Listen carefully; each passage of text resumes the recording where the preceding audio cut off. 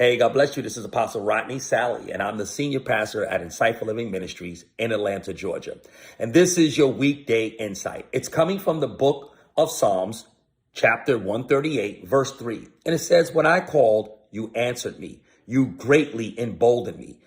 David is simply saying here, when I called on the name of the Lord, he answered me. And there is something to be said that we serve a God that we're in fellowship with, that we serve, who knows how to answer us. Listen, we're not calling on a false God with no power or some idol that's made by human hands. We're calling on a God who has all power, the maker of all heaven and earth. And when we call upon him, he hears us. Glory to God. He responds to us. And there is nothing more encouraging than to have a God in our life who leads us and loves us and has redeemed us.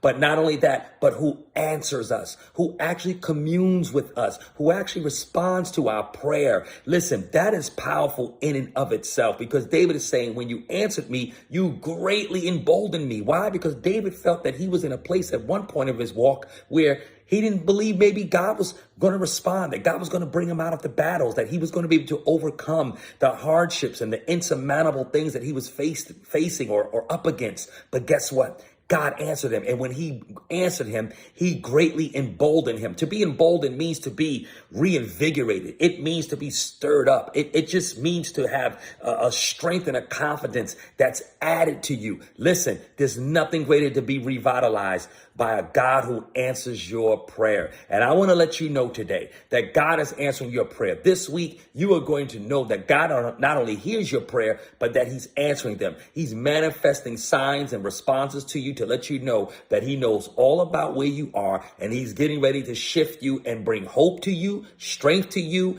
and to revitalize and reinvigorate you the way you need to be in your spirit and in your thoughts. You're going to see things differently this time. Why? Because you serve a God that answers you. God bless you. This is your weekday insight.